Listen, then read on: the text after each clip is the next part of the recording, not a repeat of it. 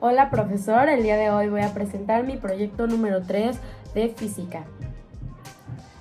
Bueno, el contenido de este video y esta presentación van a ser las 3 dilataciones que vimos en clase, la cual es la dilatación lineal, la dilatación volumétrica y la dilatación superficial.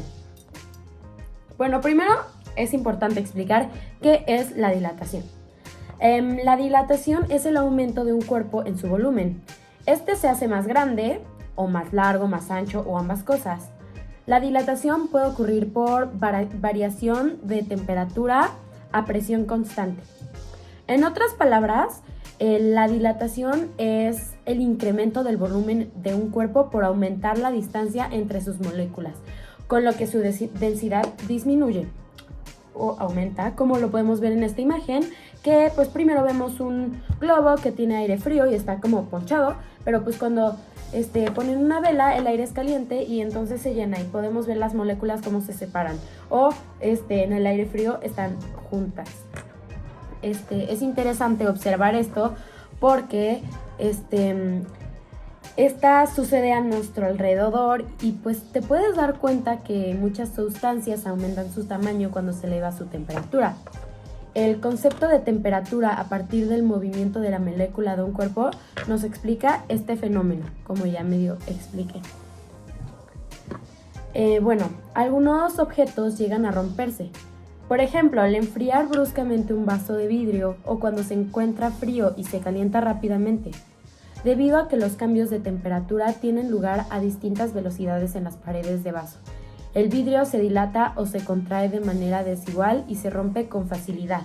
Aquí en la imagen podemos verlo, pues hay un vaso con agua fría y un vaso con agua caliente y obviamente todos sabemos que por eso no podemos usar, por ejemplo, un vaso para tomar té y es mejor una taza porque la taza evita esta dilatación, ¿no?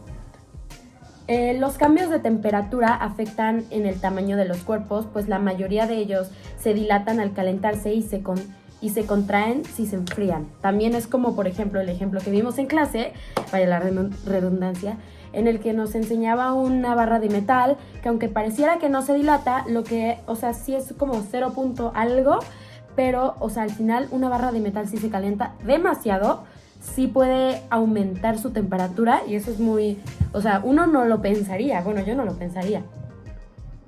Ok, ahora voy a empezar a explicar la dilatación lineal.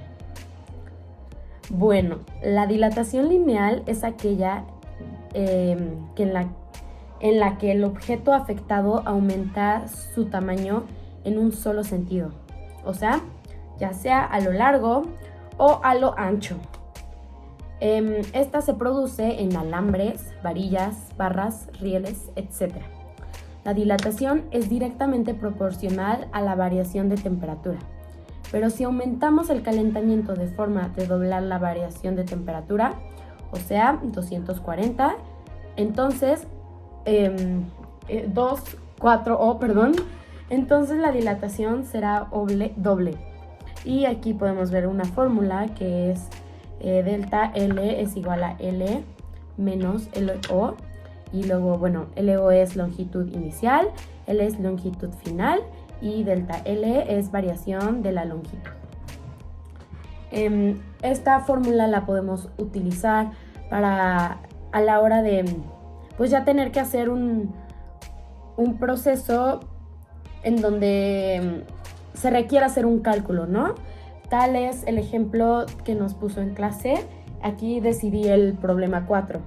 El ejercicio dice así: ¿cuál es la longitud de un cable de cobre al disminuir la temperatura a 12 grados Celsius si una temperatura de 40 grados Celsius mide 430 metros?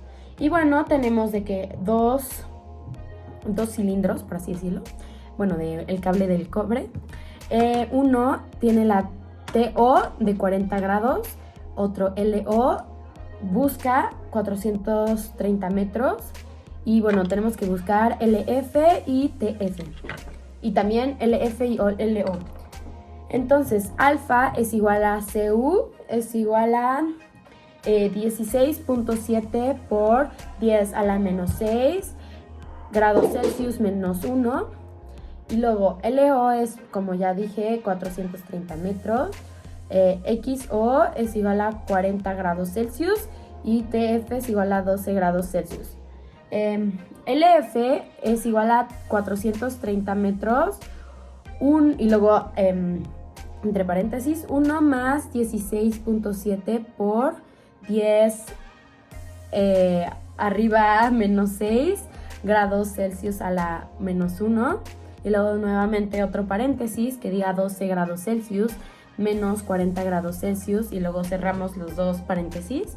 Luego tenemos que volver a hacer esta fórmula hasta que logremos un resultado. En este caso el resultado es 429.798992 metros. Y de esta manera podemos observar cómo las matemáticas nos pueden ayudar a hacer encontrar estos problemas. Bueno, ahora voy a explicar la dilatación superficial. Bueno, el fenómeno de la dilatación superficial se presenta por lo general en placas metálicas o en láminas muy delgadas, donde podemos apreciar su espesor.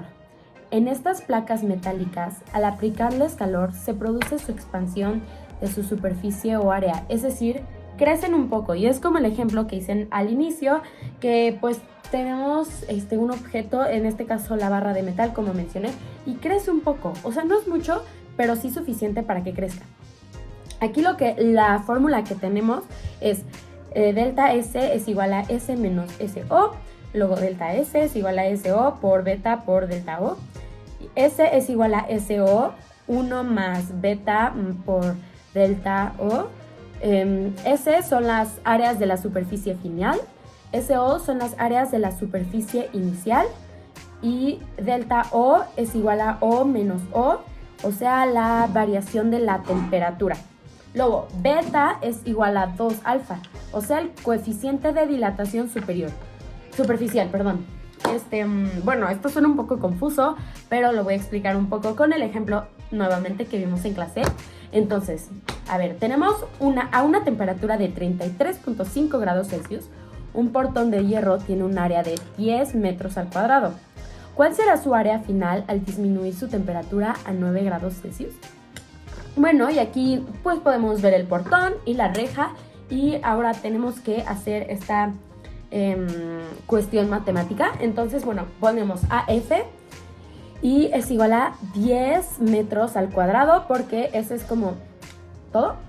Y luego entre paréntesis de nuevo de estos le ponemos 1 más 23,4 por 10 a la 6 grados Celsius menos 1 y luego nuevamente los paréntesis y es 9 grados Celsius menos 33,5 grados Celsius. Esto es de que el portón y TO, que es la temperatura, ¿no?